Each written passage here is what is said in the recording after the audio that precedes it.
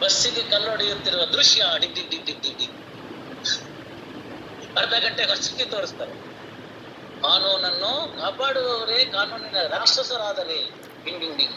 ಹಾ, ಏನ್ ಮಾಡ್ತೀರಿ ನೀವು? ಏನು ಮಾಡ್ಕೊಳಕ್ಕಾಗಲ್ಲ ತಾನೆ, ಜಾಗ ಬಿಟ್ಬಿಡಿ.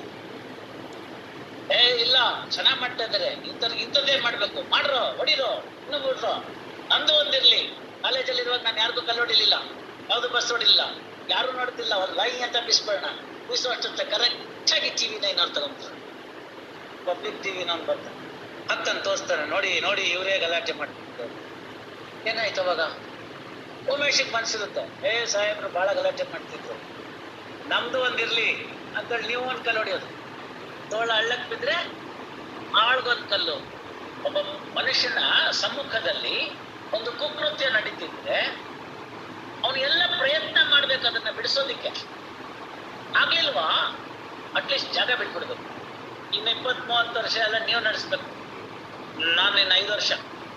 ಆಮೇಲೆ ಹೇಳೋರು ಇರಲ್ಲ. ಈ ಚೌಚೌ ಅಂತ ಇಂಗ್ಲಿಷ್ ಅಲ್ಲಿ ಕರೀತಾರೆ, ಕನ್ನಡದಲ್ಲಿ ಸೀಮೆ ಬದನೆಕಾಯಿ ಏನ್ ಕರೀತಾರೆ ನೋಡಿದಿರಿ? ಒಂದ್ ತರ ಇರುತ್ತಲ್ಲ ಹಸುರಿಗೆ, ಅದರದ್ದು ರುಚಿ ನೋಡಿ, ಇಂಡಿಪೆಂಡೆಂಟ್ ರುಚಿ ಇಲ್ಲ ಅದಕ್ಕೆ. ಬಣ್ಣ ನೋಡಿ, ಇಂಡಿಪೆಂಡೆಂಟ್ ಬಣ್ಣ ಇಲ್ಲ. ಬೀಟ್ರೂಟ್ ತರ, ಕ್ಯಾರೆಟ್ ತರ, ಟೊಮೆಟೊ ತರ, ಗೊತ್ತಾಯ್ತಲ್ಲ? ಅದು ಫಿಲ್ಲರ್ ಅಂತ ಅದಕ್ಕೆ. ಬಿಸಿಬೇಳೆ ಭಾತ್ಗೆ ಹಾಕ್ಬೋದು, ಪಲಾವ್ಗೆ ಹಾಕ್ಬೋದು, ಆರ್ಡಿನರಿ ಪಲ್ಯ ಮಾಡ್ಬೋದು, ಗೊತ್ತಾಯ್ತಲ್ಲ? ಉಪ್ಪಿಟ್ಟಿಗೆ ಹಾಕ್ಬೋದು, ಅಕ್ಕಿ ತರಿ ಉಪ್ಪಿಟ್ಟು ಬಹಳ ರುಚಿಯಾಗಿರುತ್ತೆ.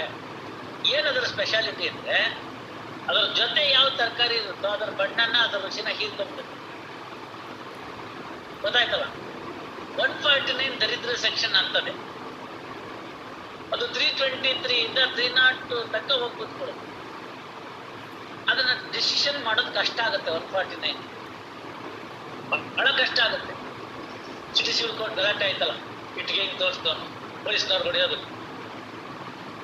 ಆಮೇಲೆ after so many enquiry, it is found, much of an enquiry it is found, that fellow is not an advocate at all. He had come in the form of an advocate dress attire, ಅಷ್ಟೇ. ಹಿಂಗ್ ಇಟ್ಗೆ ತಗೊಂಡು ಪೊಲೀಸ್ನವ್ರು ಹೊಡಿತಿದ್ನಲ್ಲ, ಅವನು ನಮ್ಮ bar council ನಲ್ಲಿ ಇಷ್ಟ ಆಗಿರೋ ಯಾವೊಬ್ಬ ಮೆಂಬರು ಅಲ್ವೇ ಅಲ್ಲ. Because I was supervising that matter after the Supreme Court allowed the petition of the Bar Association to have a CBI inquiry. I was the principal judge CBI court. I was overseeing the supervising the matters.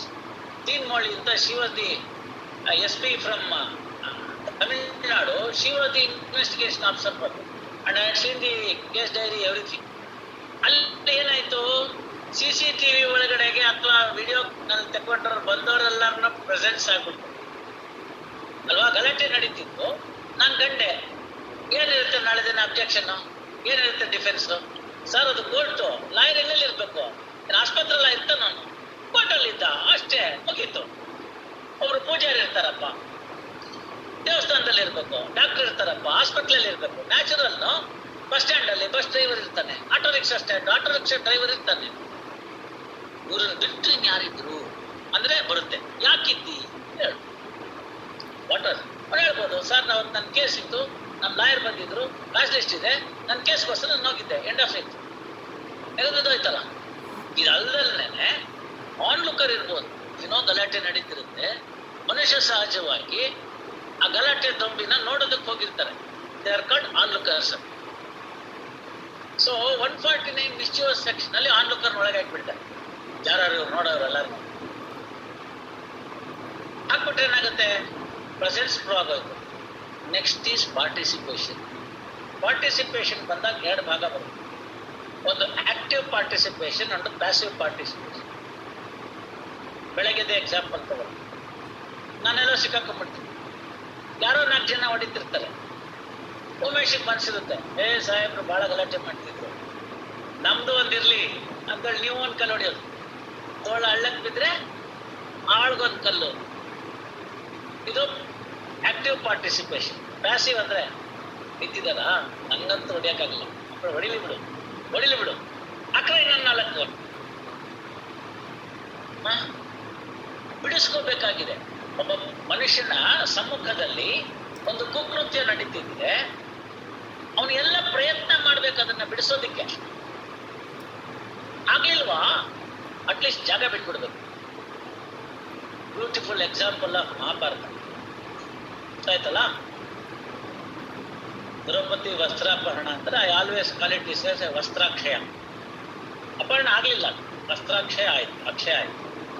ಧೃತರಾಷ್ಟ್ರಂಗೆ ಹೇಳ್ತಾರೆ, ಕಣ್ಣಿರಲ್ವಲ್ಲ, can you be a party for a 149? So that is from the defence angle. Prosecutor ಕೇಳಿ, ಹೌದು sir ಅಂತ.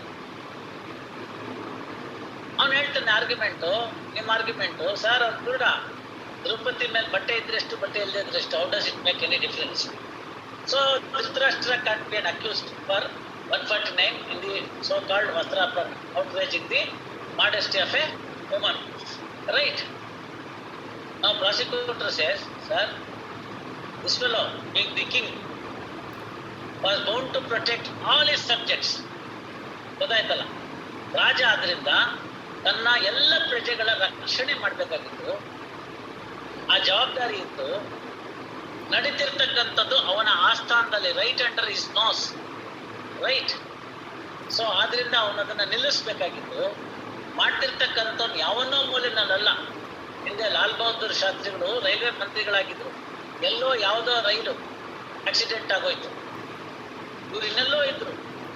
ತಕ್ಷಣವೇ ರಾಜೀನಾಮೆ ಕೊಟ್ಟು, ನಾನು ನೈತಿಕ ಹೊಣೆ ಹೊತ್ತು ನನ್ನ ಸ್ಥಾನಕ್ಕೆ ರಾಜೀನಾಮೆ ಕೊಡ್ತಾ ಇದ್ದೀನಿ, ನನ್ನ ಸಬ್ ಸ್ಟಾಫ್ನ ನಾನು ಸರಿಯಾಗಿ ನಮ್ಮ ಅಧಿಕಾರಿಗಳನ್ನ ಜವಾಬ್ದಾರಿನಲ್ಲಿ ಇಟ್ಕೊಳ್ಳೋಕ್ಕಾಗಲಿಲ್ಲ, ಆದ್ರಿಂದ ನಾನು ಇದಕ್ಕೆ ಜವಾಬ್ದಾರ ಅಂತ ಹೇಳಿ ರಾಜೀನಾಮೆ ಕೊಟ್ಟಂತು. ಇವಾಗ ಏನಾಗಿದೆ, ಇವರೇ ಆ ಸ್ಟೇಷನ್ ಇದ್ರು, ಯಾವನ್ನೋ ಮಾಡಿದ್ರೆ ನಾನ್ಯಾಕೆ ರಾಜೀನಾಮೆ ಕೊಡ್ಲಿ, ಕೋರ್ಟಿನ ಸ್ಟೇ ತಂದಿದ್ದೀವಿ, ಅಲ್ಲ ರೀ ನಿಮ್ಮ ಮೇಲೆ ಕೇಸ್ ಆಗಿದಲ್ಲ, ತೀರ್ಮಾನ ಆಗಿ ನಾನು ತಪ್ಪಿತಸ್ಥ ಅಂತಾಗ್ಲಿ. ಅವ್ರು ಮಾಡಿಲ್ವಾ? ಅವ್ರ ಮೇಲಿಲ್ವಾ 4 ಕೇಸು? ಅವ್ರ ಕಾಲದಲ್ಲಿ ಡಿನೋಟಿಫಿಕೇಶನ್ ಆಗಿಲ್ವಾ? ನೀವು ಮಾಡಿಲ್ಲ ಅಂತ ಹೇಳೋದೇ ಇಲ್ಲ. ಅವರು 16 ಎಕರೆ ಬಿಟ್ರು, ನಾನು ಬಿಟ್ಕೊಂಡು ಬರೀ 4 ಎಕರೆ ಇಷ್ಟಿಂದ್ರು, ನಾನು ಇಷ್ಟೇ ತಿಂದಿದ್ದೀನಿ. ಎಷ್ಟು ಒಂದು 5-6 ದಶಕಗಳಲ್ಲಿ ನಮ್ಮ ದೇಶದಲ್ಲಿ ಪ್ರಿನ್ಸಿಪಲ್ಸ್ ಎಲ್ಲಿಗೆ ಬಂದ್ಬಿಡ್ತು ನೋಡಿ. So the argument that is put forth is right under your nose, this is happening. Secondly, perpetrators are none other than your own children. And who is the victim? Your own family member. Bhishma ಇದ್ದಾರೆ, ದ್ರೋಣ, ಎಲ್ರಿಗೂ common ಪ್ರಿಪಾಸಿಟರ್ಸ್, ದ್ರೋಣಾಚಾರ್ಯರು ಇದ್ದಾರೆ, ಎಲ್ರಿಗೂ ಪಾಠ ಹೇಳ್ಕೊಟ್ಟ ಮೇಷ್ಟ್ರು, ಕರ್ಣ ಇದ್ದಾನೆ, ಹೂ also tried. Devadas ಅವನು ದ್ರೌಪದಿ ಲೆಕ್ಕಾಚಾರಕ್ಕೆ ಬಂದಾಗ he also tried to get Draupadi. ಅವನು ಹೋಗಿದ್ದ ಮತ್ಸ್ಯಂತರ ಬೇಯಿಸೋದಕ್ಕೆ, ಫೇಲ್ ಆಗಿದ್ದ. ಸೊ ಲವ್ ಫೇಲ್ಯೂರ್ ಕೇಸ್ ಅವನು ಕರ್ಣಂದು. ಸೊ ಅವ್ನ ಒಳಗಡೆನೆ ಆಸೆ ಇತ್ತು, ನಾನಂತೂ ತಗೊಳಕ್ಕಾಗಲಿಲ್ಲ, ಎಂಜಾಯ್ ಮಾಡೋಕ್ಕಾಗಲಿಲ್ಲ, ಯಾವನೋ ಮಾಡ್ತಾ ಇದ್ದಾನೆ, ನಾನು ಸುಮ್ಮನಿರೋಣ ಅಂತ. ಯೋಚನೆ ಮಾಡಿ, ಎಲ್ಲ ಡರ್ಟಿ ಮೈಂಡ್ ತಾನೆ. ಧೃತರಾಷ್ಟ್ರನಂತೂ ಕೂಡ ಇದೆಲ್ಲ ಆದ್ರೆ ಸರ್ ಅದಕ್ಕೆ ಹೆಂಗೆ ಯಾರನ್ನ ಹಾಗಾರೆ ಅಲ್ಲಿ ಮಾಡ್ಲಿಲ್ಲ ಅಂತಂದ್ರೆ ಹೊಸ ಇಚ್ಛೆ ಒಬ್ಬ ಹೇಳ್ತಾನೆ, ಇಲ್ಲ ಸರ್ ತಾವು ಮಾಡ್ತಿರ್ತಕ್ಕಂಥದ್ದು ಸರಿ ಇಲ್ಲ, ತಾವೆಲ್ಲ ಮಾಡ್ತಿರ್ತಕ್ಕಂಥದ್ದು ಅಂತ ಹೇಳ್ತಾರೆ. ಯಾರು? ವಿದುರ. ಆಮೇಲೆ ಹೇಳ್ತಾರೆ, ಆ ದಾಸಿ ಮಗ ನೋಡಿಸ್ರೋ ಅಂತ. ಅವ್ನು ಹೇಳ್ತಾನೆ, ನೀವು ಹಂಗೆ ಅಂತೀರ ಗೊತ್ತು, ನೀವೇನ್ ನೋಡ್ಸೋದ್ ಬೇಡ, ಇಂಥ ಕುಕೃತ್ಯವನ್ನ ನಾನಿದ್ದು ನನ್ನ ಸಮಕ್ಕಲ್ಲಿ ಆಯ್ತು ಅಂತ ನಾನು ಹೇಳ್ಕೊಂಡು ಮುಂದೆ ಇತಿಹಾಸದಲ್ಲಿ ನಾನು ಹೆಸರು ಬರೋದಕ್ಕೆ ಇಷ್ಟಪಡೋದಿಲ್ಲ, ನಾನು ಈ ಜಾಗ ಬಿಡ್ತಾ ಇದ್ದೀನಿ ಅಂತ ಹೇಳ್ತಾನೆ ವಿದುರ. ಸೊ ಸಭಾತ್ಯಾಗದ ಪಯನೇರ್ ಯಾರು ಅಂದ್ರೆ ವಿದುರ. ಸಭಾತ್ಯಾಗ ಯಾಕೆ? ಅನ್ಯಾಯ ನಡೀತಿದೆ, ಅದನ್ನ ನಾನು ಸಹಿಸಲಾರೆ, ಆದ್ರಿಂದ ನಾನು ಇಲ್ಲಿ ಜಾಗ ಬಿಡ್ತೀನಿ ಅಂತ ಹೇಳೋ ಅರ್ಥವಿ. ಸೊ ನಾನು ಜಾಗ ಬಿಟ್ಬಿಡ್ತಾನೆ. So Vidura cannot be no held under 149. You see ಎಷ್ಟು ಚೆನ್ನಾಗಿದೆ ಅಲ್ವಾ ಕಾನೂನು. Very first object of sharing a common object is the mob, the group, the assembly may be lawful at the beginning.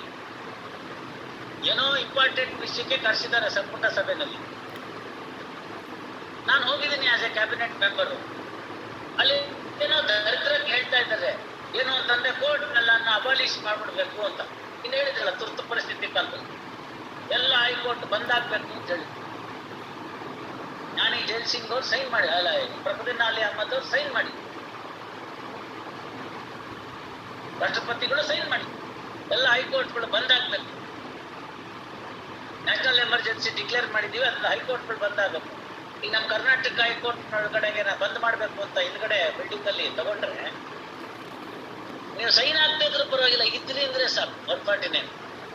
ನಾನು ಇರ್ಲಿಲ್ಲಪ್ಪ, ನಾ ಹೊಟ್ಟೆಗೆ ಬಂದ್ಬಿಟ್ಟೆ ಅಂತಂದೆ ಗೊತ್ತು. U C how what a great ramifications are there by presence. So presence may not be the only point, presence is the first point. But when the actual illegal activity took place,